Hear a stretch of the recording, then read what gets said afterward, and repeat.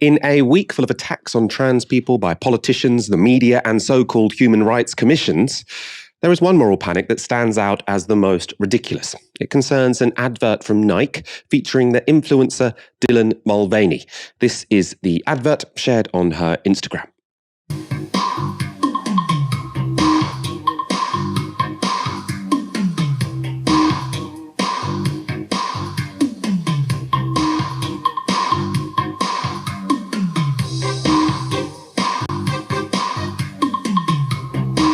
Now, before this row erupted, I hadn't heard of Dylan Mulvaney, but she has 1.7 million followers on Instagram and 10 million followers on TikTok. So it's no surprise Nike would want to partner with her for this lighthearted ad, this paid promotion on her account. However, among those hostile to trans people, the ad has caused an absolute uproar. In The Telegraph, Judith Woods declared that sports bras adverts should use biological women.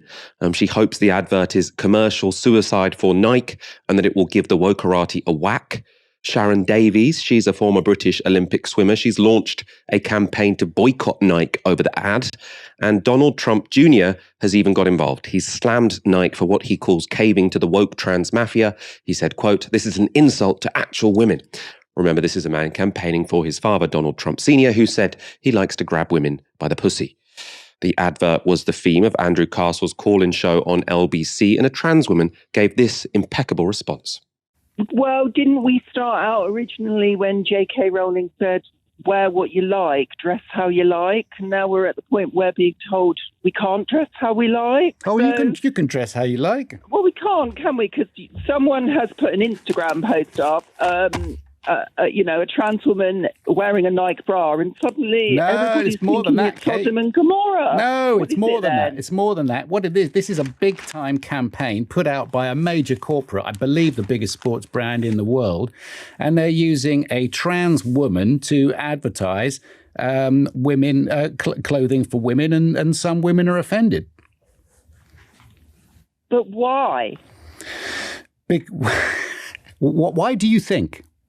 I have absolutely no idea, because at the end of the day, there are hundreds of other Nike adverts with cis women in them.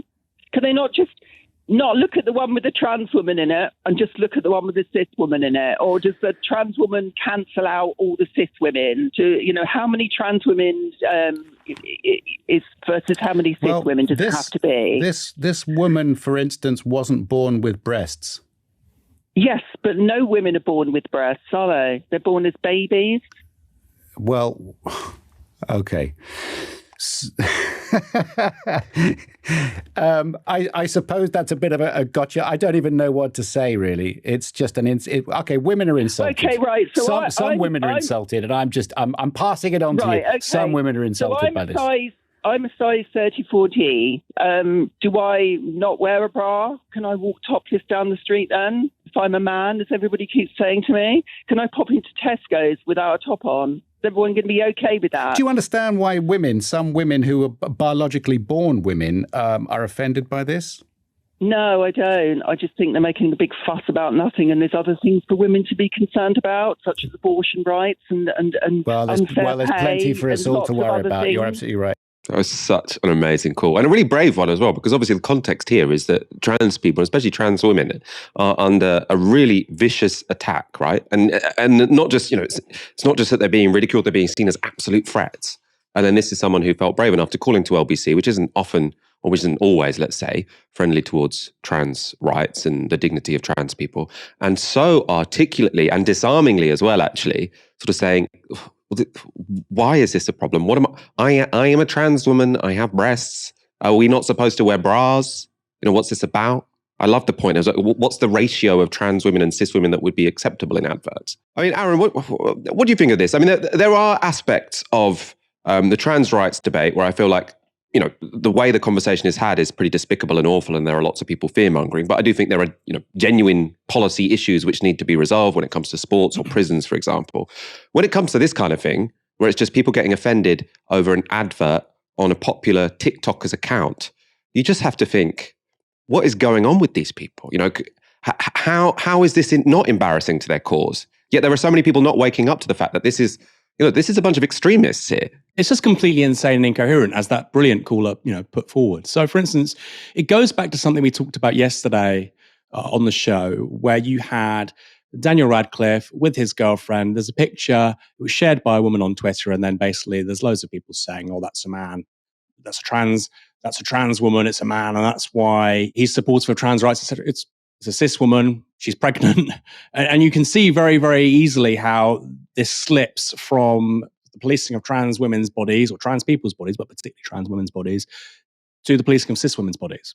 So there's a woman who might be particularly tall, who might not, resemble some of the sort of stereotypes they have about femininity.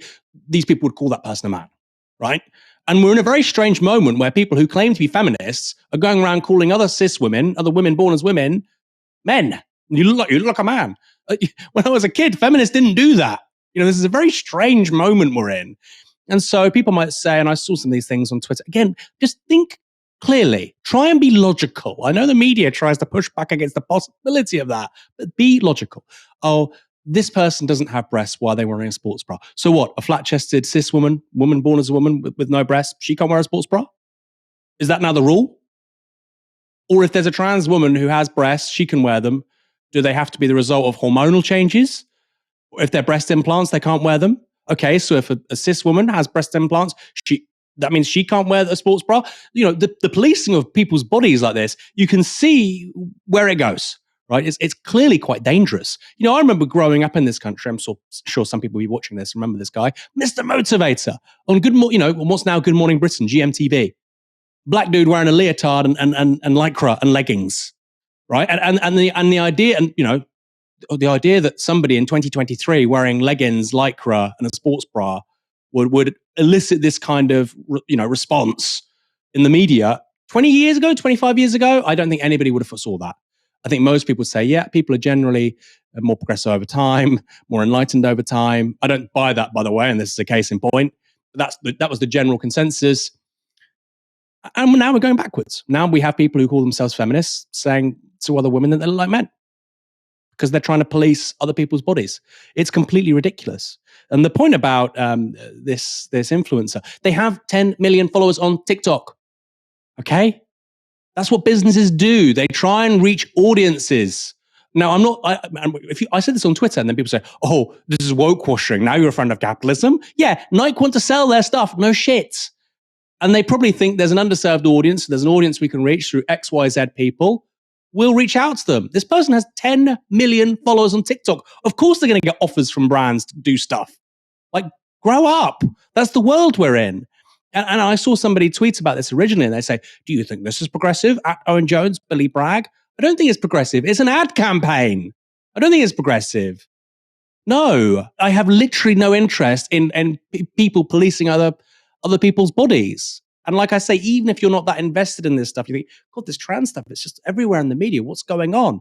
Like I say, this ends up in very, very strange places where you have alleged feminists, women and men, telling other women, born as women, cis women, that they look like men. It's crazy. It's crazy.